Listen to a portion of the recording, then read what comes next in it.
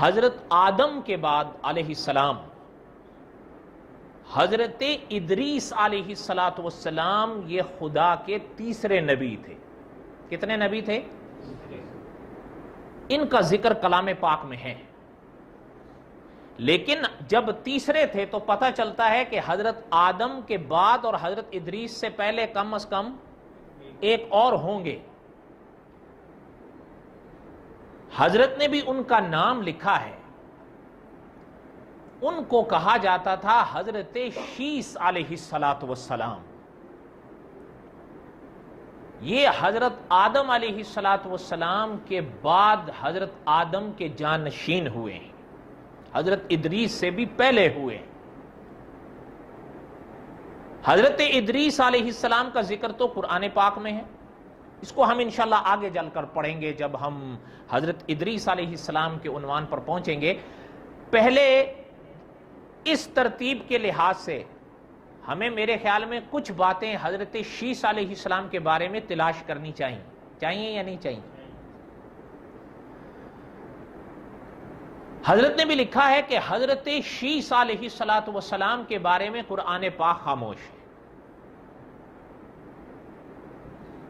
اچھا، یہ بات تو آپ کو بھی یاد ہوگی کہ کلام پاک میں اللہ تعالیٰ کے فرمان کا نور خود موجود ہے، معنی مفہوم خود موجود ہے کہ اللہ نے اپنے بعض نبیوں کے تذکرے قرآن پاک میں کیے اور بعض کے اچھا پھر قرآن پاک میں کچھ انبیاء کے صرف نام ذکر کیے گئے، واقعات کچھ نہیں بتلائے گئے، اور کچھ کے بالکل نہ نام ہے نہ واقعات ہیں۔